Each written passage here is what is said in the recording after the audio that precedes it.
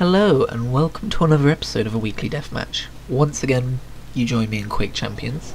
This time it is Team Deathmatch, and it's not a particularly interesting game of any kind. It's just the first game I played when I booted it up earlier. I don't have much time this week, so I just decided to record the first game I played. I haven't played this game in a few days, but I like how it turned out. It was alright.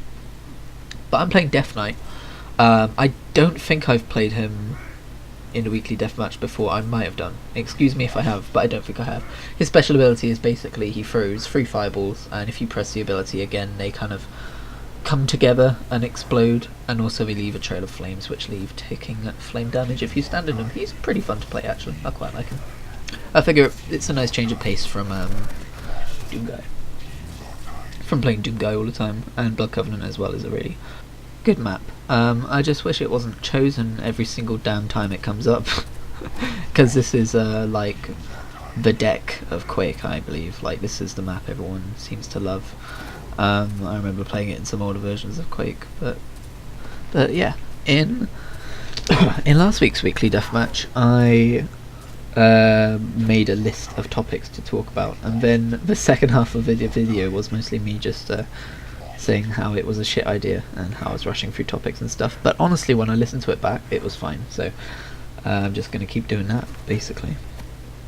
And I also just want to quickly say the reason why there haven't been any videos apart from the weekly deathmatch on my channel is because I've been doing so much overtime. But that is finally over, so hopefully we'll get some more forgot the name of the series. You know, the roguelike one, the roguelike ramble. There we go. My brain is not operating at optimum capacity today. But that's probably also because, leading into my next topic, RuneScape Double XP Weekend has begun, so I still play that game. For those of you who didn't know. It's better now than it's ever been. Like, just I don't understand people who hate on it. It's a good game.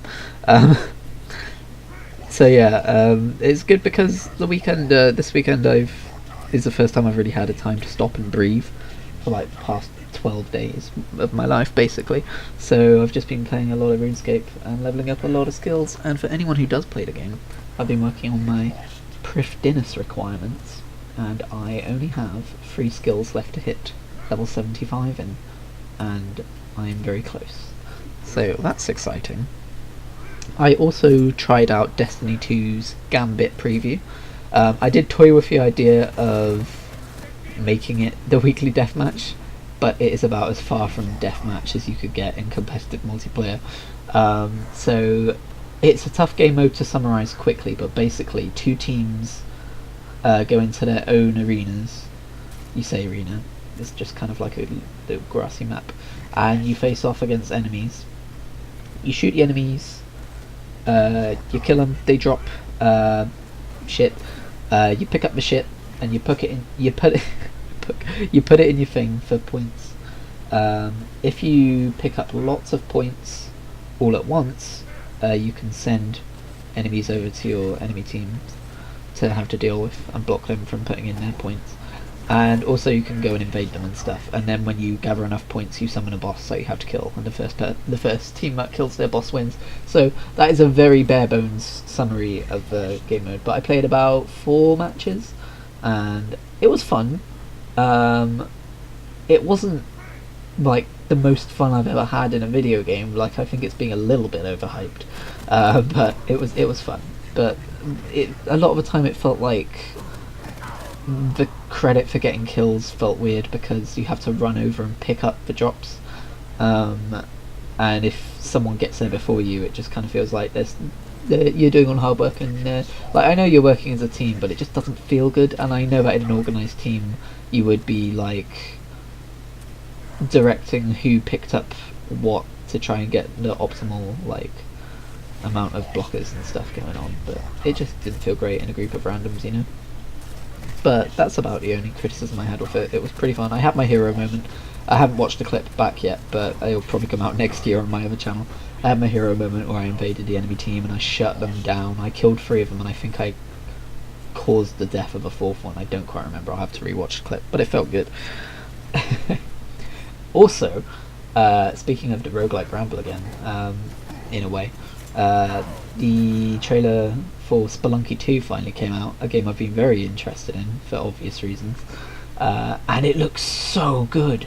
Like, I like Spelunky. This looks like a game I would... Like, I play Spelunky because it's good to make videos in, you know? This looks like the kind of game that I would just be playing without making videos in, like, just for my own sake, kind of. As much as I normally play Spelunky 1 for videos, I'd probably play that much Spelunky 2 outside of videos. I don't know. It's hard to explain. What I'm getting at is it just looks really fucking good, and I can't wait to play it. And then another game which got announced out of the blue was Marble It Up for the Switch. And if you have ever played a Marble Blast game, it's from those people, it's the spiritual successor. And it looks great, and I'm particularly excited because the only version of the Marble Blast game I've ever been able to play was the multiplayer version, which it's a physics-based platformer. It's not really something you'd associate with competitive multiplayer, but it was on a website called Instant Action.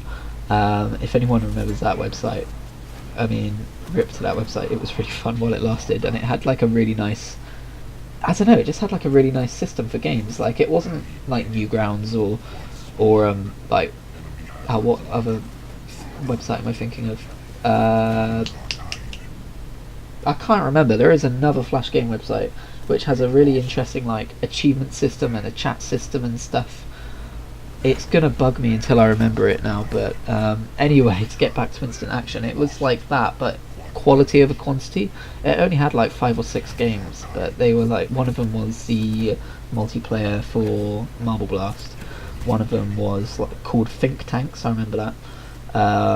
One of, like, I'm trying to remember. Towards the end of its run, there was a competitive FPS on it, which was kind of fun, but not the most fun, I would say. It was kind of like, from what I've seen of Tribes Ascendant, I think that's what it's called. It seemed to be like a clone of that game. But yeah, what I'm getting at is, I only ever got to play that version of Marble Blast Ultra, and now the spiritual successor is coming out on Switch, and I am incredibly excited. I'm going to buy it the second it comes out. And they've hinted that it's going to come to other platforms later on, so if it comes to PC with achievements, depending on how much I actually enjoyed a game on Switch, which I'm assuming will be quite a lot, I might buy it on Switch as well. On PC as well, I mean. Just to try and get achievements in it later on, whenever that does come out. But it's nice to have a game releasing on the Switch first, because most games that are releasing on the Switch right now are ports. And when I first got my Switch, I thought, yeah, I'll be buying all the ports. But that was because I didn't have a hard drive, and I couldn't fit many games on my PC. And now that I can do that, I've suddenly discovered that I don't really care all that much for the ports going onto the Switch. Like, it's nice to have a handheld mode of those games, but I don't use my Switch enough to warrant buying them just for the handheld mode. I think the only ports I've bought are Skyrim, because obviously I'm going to buy every version of Skyrim that they put out. And I'm trying to think, I don't think there is another game. Oh, Rocket League as well. I bought Rocket League and Minecraft. I got that like day one. But Diablo 3 is coming to the Switch, and that might be another port I buy, because I love me some Diablo 3. I really need to try Path of Exile at some point. But yeah, I'm super excited for all of that stuff. And that pretty much exhausts my list of topics. I should have written a longer list. I guess it's just nice that the Switch is getting this much attention. But yeah, so in this match of Quake, as you've been seeing, I'm actually doing a lot better than I have been doing in the other previous weeks that I've included in this series. But I think that's just down to luck. Obviously, and me being shit, but like, most of the matches I've played outside of recordings have been somewhere between here and the second to last place matches of the last 3 weeks. So it has just been down to bad luck, I think.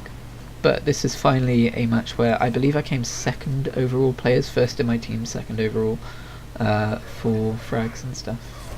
And I believe my team is full of Rangers, so probably free-to-play players, which I'm totally cool with.